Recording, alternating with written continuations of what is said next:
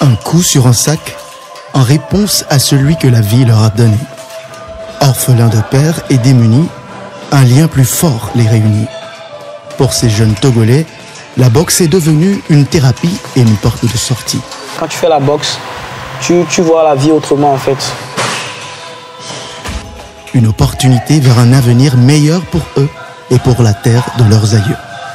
Je suis vraiment content de pouvoir porter le drapeau togolais haut à travers le monde. La boxe, plus qu'une discipline martiale, est leur mode de vie.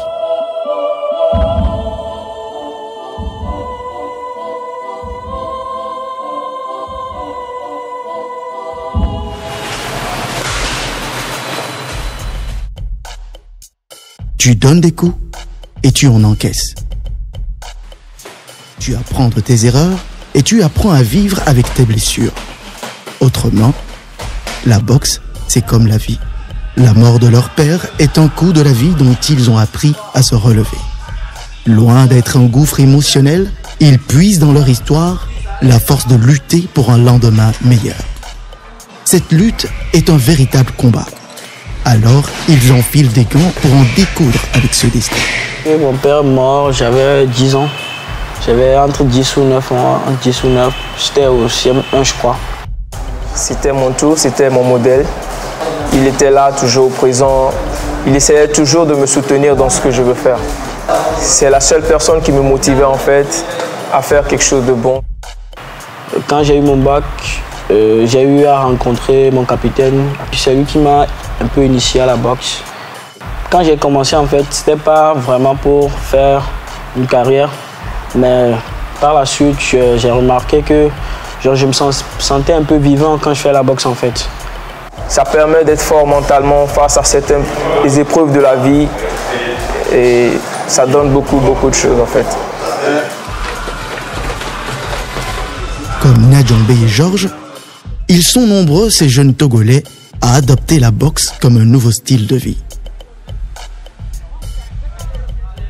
Ils vivent par la boxe, pour la boxe. Ils savent désormais que l'avenir meilleur est au bout de l'effort. Alors chaque jour, ils s'entraînent, encore et encore, à la recherche de la perfection, en transformant leurs faiblesses en force. La boxe existe beaucoup, surtout le sacrifice. On s'entraîne 2 fois par jour, le matin et le soir. Et moi, je suis toujours à la salle en fait, parce que j'assiste le coach à la salle. Donc quand je viens le matin, c'est parti pour le soir à 21h, je rentre. Donc du coup, il y a des choses qu'on faisait qu'on ne peut plus faire, genre des petites sorties, des petites fêtes par-ci par-là. Donc il faut se concentrer sur ce qu'on fait. Il y a des fois, tu ne dois pas manger à partir de 17h, 18h, 1h, 2h du matin, tu ne dois pas manger. Et des fois, tu dois couper l'eau, le sel pour pouvoir garder ton poids avant la compétition. Il y a beaucoup de sacrifices qu'il faut faire. Même tes amis, il y a certains amis que tu ne peux plus voir parce que tu n'as plus le temps. Cette abnégation leur a permis d'apprivoiser la peur avec ce courage sur le ring comme dans la vraie vie. Des valeurs transmises par Henri Jala, l'ex-champion d'Afrique de boxe et de Muay Thai. Depuis plus de 2 ans, il les regroupe dans son gymnase autour de cette philosophie. La boxe ne se pratique pas dans la rue, mais sur un ring. C'était très important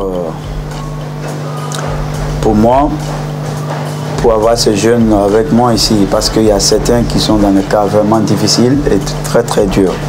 Par la boxe, j'essaie de les transmettre d'abord le respect, le courage et surtout avoir la foi. Dès l'instant où tu sais te battre, tu ne peux pas te chercher des problèmes. Tu ne peux pas te raisonner parce que tu as la force. Non. C'est pourquoi vous allez voir, tous ceux qui pratiquent la boxe, c'est des gens très calmes, c'est des gens très souriants. Les gens pensent que c'est des gens qui sont violents, mais c'est archi faux. Et ils ne sont pas non plus les délinquants.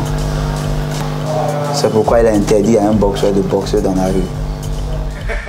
Pour faire d'eux de meilleurs hommes, Henri partage avec eux son expérience de la boxe. Il travaille à leur faire comprendre au quotidien, comme sur un ring, que le principal adversaire n'est pas en face du boxeur, il est plutôt en lui. C'est une challenge à lui-même d'abord, avant d'affronter celui qui est en face de lui. Mais s'il arrive à dominer ce challenge, celui qui est en face de lui, c'est juste une mission accomplie en fait. C'est comme on le dit, un vrai boxeur, c'est combien de coups il peut prendre et puis il continue d'avancer. C'est ça un boxeur et c'est ça aussi la vie.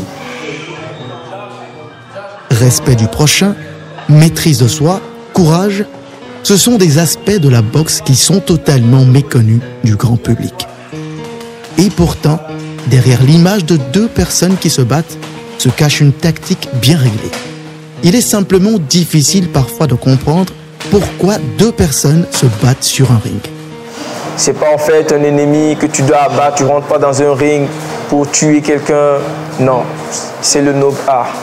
C'est le fait de s'entraîner premièrement, de venir à une compétition, de rentrer dans un ring et de combattre avec quelqu'un que tu ne connais pas. C'est un échange de techniques. Les techniques que vous avez apprises avec le coach, c'est un échange que vous devez faire. Et après le combat, vous devez faire le fair play, vous saluer et ça passe quoi. De loin, la plupart des gens perçoivent la boxe comme des échanges de coups. Vu ainsi, ce sport est souvent qualifié de brutal et de violent. À y voir de plus près, un combat expose plutôt la technique et la détermination d'un boxeur à atteindre la victoire. Comment voir la boxe au-delà de la brutalité? C'est la raison pour laquelle Pierre-Yves s'investit pour la promotion de la boxe. L'Afrique a énormément de potentiel, donc je pense que la boxe peut grandir ici. Maintenant, c'est vrai qu'il faut essayer de sortir l'image du contexte que la boxe est un sport violent, est un sport juste de barbares où on se tape dedans. Donc si on arrive vraiment à sortir ce sport de cette catégorie-là, on pourra déjà avancer, je pense. Et la façon dont de le faire, c'est en organisant des combats avec des sponsors, en invitant des gens pour que tout le monde puisse commencer à apprendre, à connaître. C'est pas juste on lance les points, on frappe et on essaye de mettre le partenaire ou l'opposant tout de suite à terre, quoi. Donc avant ça, il y a toute une préparation, qu'elle soit physique, technique et mentale qui vient au-delà de ça. Donc, si c'est juste la pure brutalité gratuite, c'est raté. L'énergie physique et mentale que déploient les boxeurs leur vient de l'entraînement. Du point de vue de la médecine, le conditionnement physique d'un boxeur est capital. Pour être au mieux de sa forme, il s'impose une qualité de vie. La beauté et la performance de son combat provient ainsi de sa préparation. Sur le ring, ça devient intéressant de voir qu'en fait, c'est des bolides, c'est des forces physiques qui n'ont pas été constituées à une journée de travail. Donc, c'est plusieurs mois, plusieurs années même de travail continu qui a abouti à cette force physique que nous regardons avec. Les tests nous ont permis de comprendre qu'il veut avoir de l'énergie, de la force physique, mais ce n'est pas un travail ardu, continu et persistant qu'ils ont cette force physique et non par rapport à des substances chimiques qui s'ingurgitent pour avoir cette force chimique. Et c'est en ça qu'ils sont adorables, c'est en ça qu'il faut les féliciter parce que avoir cette énergie pour faire ce combat, il faut s'y prendre tôt. Nadjombe a bien compris ces principes qu'il applique à sa vie. On a surtout besoin d'éviter de l'alcool, de fumer, le sexe. En période de compétition, on doit éviter le sexe parce que ça épuise. Capitaine, comme le surnomment ses frères à la salle, rêve d'une carrière glorieuse, à l'exemple de ses modèles dans le monde. J'ai plein de frères derrière moi à qui je dois donner une opportunité. Et là, si je baisse les bras, je pense qu'ils seront forcés de baisser les bras comme moi. Je ferai toujours de mon mieux pour faire flotter le drapeau togolais. Et ça, c'est mon choix. D'où l'on vient est très loin. Et la destination est tout près, je pense. Donc on ne va pas abandonner de sitôt, mais on va achever la course.